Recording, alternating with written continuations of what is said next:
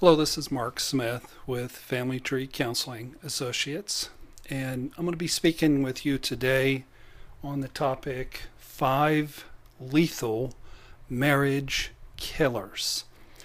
Now, all 5 of these issues, pretty common issues in fact, are powerful enough to destroy a marriage all on its own, but typically what I see is there's marriages that have 2 or 3 of these 5 at work. And some marriages, frankly, really don't stand a chance against something as powerful as these lethal marriage killers. Let me go through and I'll give you an overview and then I'll come back. Number 1 lethal marriage killer is victim mentality. Those of you who know me aren't surprised that that's number 1. I frequently say that victim mentality is the number 2 cause of divorce, the number 3, the number 4, the number 5, the number 10, the number 99. It's that important. So number 2 is abandonment issues, number 3 is shame, number 4 is affairs, and number 5 is addictions. So going back to the beginning, and that's victim mentality. What thinking like a victim does is it gives people a license to act out. It gives them a license to rage, to drink, to cheat, to vent to third parties about their unhappiness. It gives them a license to go out and get a divorce. It gives them a license to be psychologically punishing. And it's just thinking wrong about what marriage is. People who have victim mentality don't understand the purpose and the meaning of marriage. The purpose of marriage, frankly, is to make you so miserable that it'll force you to work on yourself and know things about yourself that are difficult and painful to deal with. So I frequently tell my clients, you shouldn't feel so victimized. In fact, you should be thanking your spouse, your pain-causing you spouse, because they're a gift, and the pain is a gift. What victim mentality does is it takes the pain of whatever's going on in your marriage and it makes it many times worse. It's one thing to have a wound in your leg. It's another thing to have an infected wound in your leg. You could get gangrene and lose that leg. And that's what victim mentality is. It's gangrene. It's an infection that destroys marriages. If I have 2 people who are humble and open-minded and teachable and there to do work on themselves, then saving a marriage is piece of cake. But frequently there's people who they just are so filled with venom and punishment and criticism and rage that saving the marriage is impossible as long as people feel they're getting the short end of the stick. So the second really intense marriage killer is abandonment issues. Probably not a surprise either for a therapist who's written a book on abandonment issues. But I tell you what, in today's day and age, jealousy, just constantly monitoring where your significant other is, having a lot of reactivity, pouting when you don't get your needs met, rage, control, again involving third parties in a triangle. I just call it the crazy dance, where there's all kinds of volatility and intensity and just lack of objectivity in a relationship. The third marriage killer is shame. And let me define shame as just oversensitivity to being critiqued. And everybody gets critiqued in marriage. Your number one critic should be your spouse. So often couples come in, and as one is talking, the other one's squirming, they're making faces, they're shaking their head, they're doing everything but listening. They're not listening. They're preparing in their mind for their rebuttal, and they're not really hearing their spouse. What they're doing is they're hearing the critical parent that they grew up with that conditioned them to be overly sensitive to critiquing, but they're really not hearing their spouse. Sometimes I actually have to remove a spouse from the room because they can't contain themselves. They have to interrupt. And a therapy session has to be safe, so I can't allow there to be interruptions. And what I tell people is, why are you taking things so personally? It's their opinion. It's okay that they have their opinion. Okay? You don't have to jump in and set the record straight in the middle of a sentence that they're sharing their opinion. So much of what happens in marriage is it's people projecting onto people, spouses projecting onto spouses, and if they're projecting onto you, you can sit there quietly. You'll get your day in court.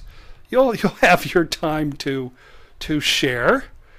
It's a wonderful gift to be able to listen to your significant other and not have to correct them, not have to interrupt them. Doesn't mean you agree with them if you sit there respectfully and not interrupt them.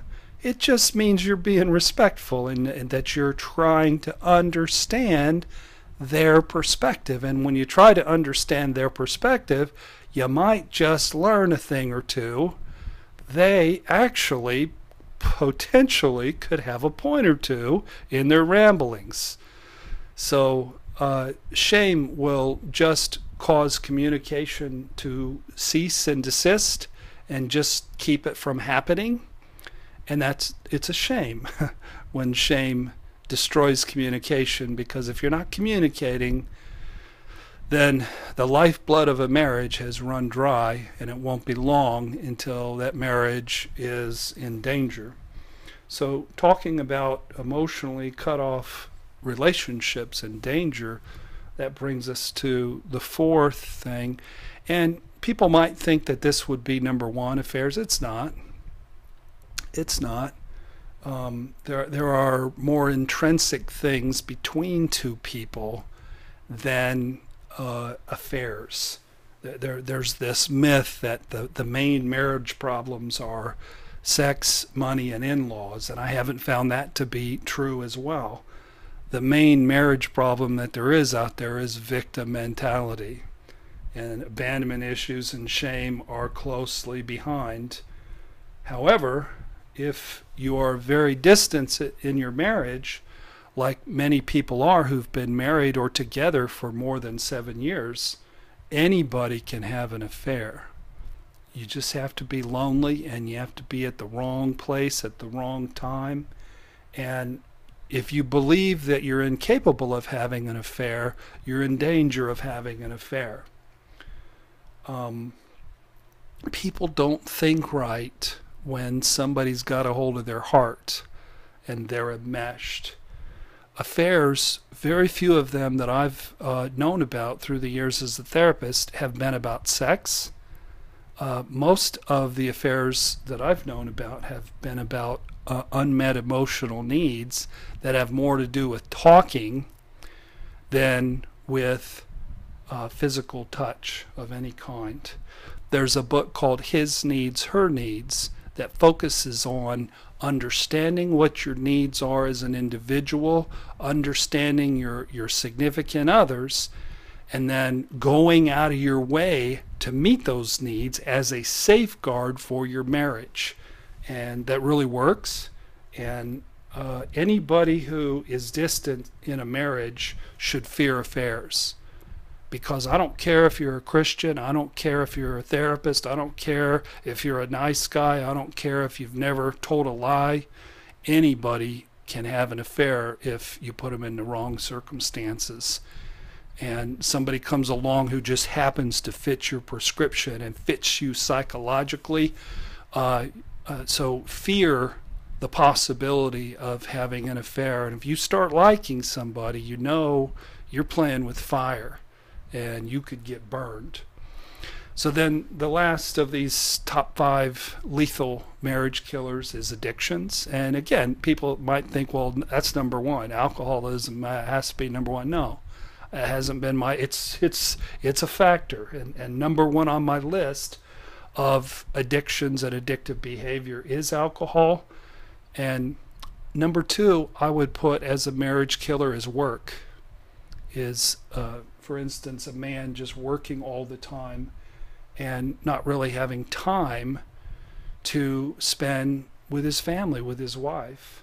A third one that's up and coming is electronics. You know, banging away on our little phones, or in my case, my big phone, since I got the new iPhone 6 Plus. But we can lose ourselves tapping away, playing our games, checking our email, reading about sports, whatever it is we do. And we can lose ourselves in our computers, and we can lose ourselves in our little iPads. It's a powerful thing, and I think it's something that kids are being trained to do from a very young age. It's anything that numbs our feelings, that keeps us from being in touch with ourselves. So if you're suffering from any of these 5 situations, you need some help. You're not going to be able to overcome abandonment issues without a good therapist. You're definitely, if your spouse is thinking like a victim and thinking about going to a divorce attorney, you definitely need a talented, powerful therapist. If there are addictions involved, you need a good therapist. You need some help. So what we espouse is a recovery process for all of these conditions, not just for chemical dependency. Recovery is knowing the truth about yourself and getting busy working on yourself in an effective manner. So these 5 conditions will absolutely end your marriage if you give it half a chance.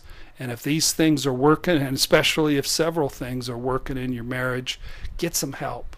Reach out and get involved with a therapist and a practice that can help you know the truth about yourself, where you came from, know the truth about your significant other, and get healthier. So if you haven't joined our channel, join Family Tree Counseling on YouTube.